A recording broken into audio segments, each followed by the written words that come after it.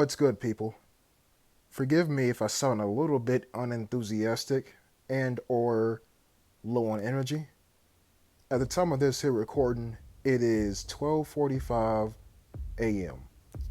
or basically for 004500 hours if you're on a 24-hour clock. Yeah, I'm up late. And to add the cherry on top of the tired slash fatigue cake, I streamed for an hour and 30 minutes today. And then I played an encounter before that too. So, yeah. And actually, my bad, I forgot to tell you the middle of the cake. I played two encounters and one shootout before recording this here video. So all in all, I played about maybe 3 hours worth of games on this here game alone. Let's not forget, I play other games for fun too. That's why on the second channel you see so many other random behind games uploaded at 10:45 p.m. ET. But enough about me, and enough about the grind that is YouTube, because the grind don't stop. We're here on Forest. And look what's on my back. An actual SVU. Now, if you're a long-time viewer of the channel, you would have heard me say these things, or this thing what I'm about to say, a lot.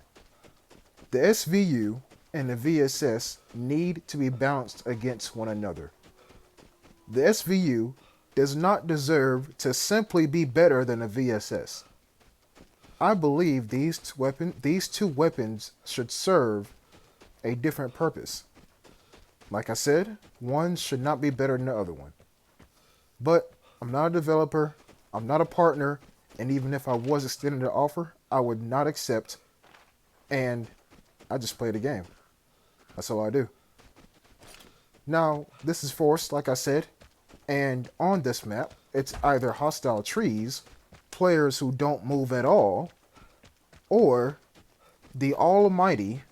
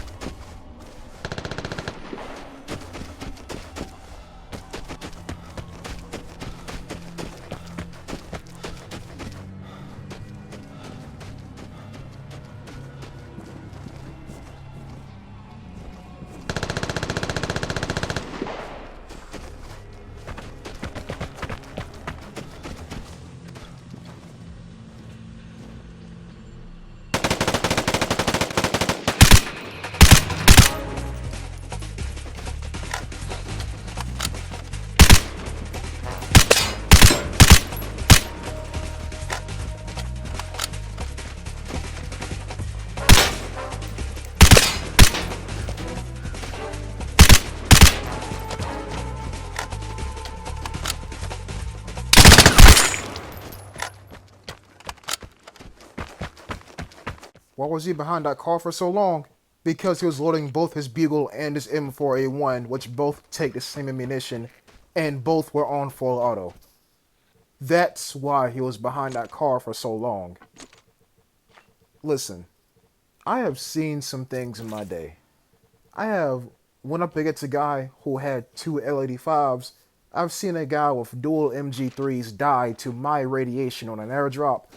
I've seen two raincoats in the same house on different floors facing the same way and they don't know each other's there. But just when you think you've seen it all, this guy really had a full auto bugle and an M4A1. Like, they're not the same gun. If that's the case, just take out an M249. You basically have better ammunition capacity, and you're just overpowered. Because M249, no matter how hard they nerf that damn thing, it's still going to be overpowered, in my humble opinion. But that guy was a threat. A threat in the making, if you will. If you want to, like, put it in game terms. But his skill was high. Therefore, he had to die. And it just so happened that the SVU, with its bullshit-ass accuracy, got his head. It is what it is. But I also want to say this. I think he walked into a bullet. As in, he was walking around a corner after some bullets left my barrel, and he just so happened to, catch one of them with his face. That's what I think happened. But we can sit here and talk about that all day. We got more encounter to play. But like I was saying, Forest is either slow match, hostile trees, or the almighty, and I'll pause and let the video play. Here's your answer. The almighty full auto bugle. That's what Forest usually consists of. And if it wasn't for that guy with a full auto bugle and an M4A1, this match would be absolutely quiet. But you know what? Now that I'm sitting here thinking out loud, people, do you know what I would love to see? Give me the top 12 killers in this here game. Like leaderboard, right? Dump them all onto this here map. And let them just go crazy. That's what I would like to see. Because the community consensus, or at least I think it is, the community consensus is that Forest is probably the most boring map in the game. But what if you put the most active, and I mean the most active players on it? Will it be boring then? Or will it just be a bloodbath? When I say bloodbath, I mean ports immediately. And, jumping rabbits. Just everywhere. But, I can't control the game. I can't control who goes in the game. Or who goes into what map, rather. What I can control is where I'm headed. And would you look at this? The detector is right there. And this is where I'll pull out my SVU. Or I did. And I'm looking around me. Because this match, I want to say there's at least 10 people here. If not 12. I only seen 2. Where the hell is everyone else? Now the obvious answer would be to hit the detector, right? That's the obvious answer. But there are people that are smarter than me. And I'm saying that because I want you to realize, even though you think like this guy's good at the game, oh no, there are better people. They just don't have YouTube channels. I'm checking the crevices, if you will, around the detector before using said detector. So I go in and I use the detector, like I said. The plane is near. Get ready for the airdrop. And why the hell are there only 2 players left in this here match? This one guy is right there. Okay. Well, if I boogie and I hurry and I put on the jets, I might be able to see him. And like I always tell you all, it's not about who fires the first shot. It's about who sees who first. And this is why I'm running as fast as I can to the other side of the river. Because, well, that's where I seen the guy. And it turns out the guy that I see is right up there.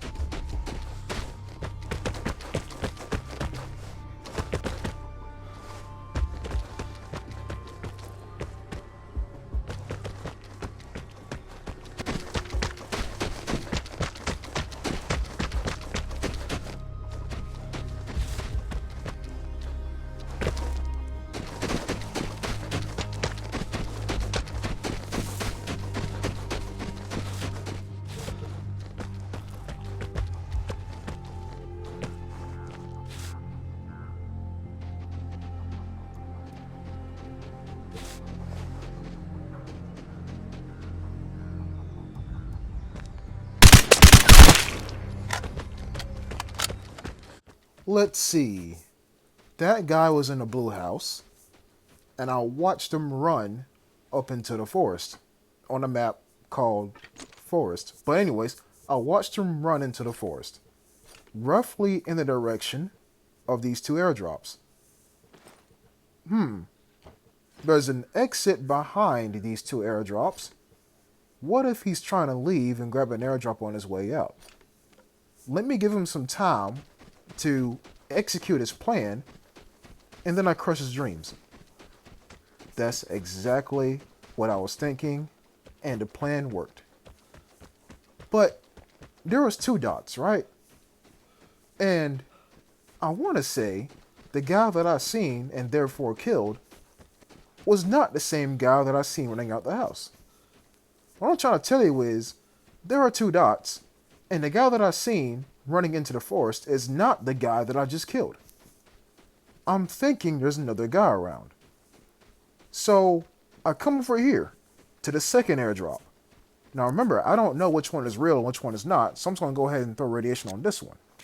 There we go. And I'm looking at the base of these here trees. Is someone nearby? Well, the answer is no, but I do grab an airdrop. And just so you know, it was the one that I put a radiation grenade on, not the one that the guy was going for. So he guessed wrong, and therefore I guessed wrong, because I thought that was the real airdrop myself. But is there anything you can learn from this here encounter? Honestly, I want to say no. I want to say. But one thing that I always don't do in my encounters is I don't use a detector, purely because everything you do in this game has a consequence. Everything. From using the detector to sitting in a house for too long.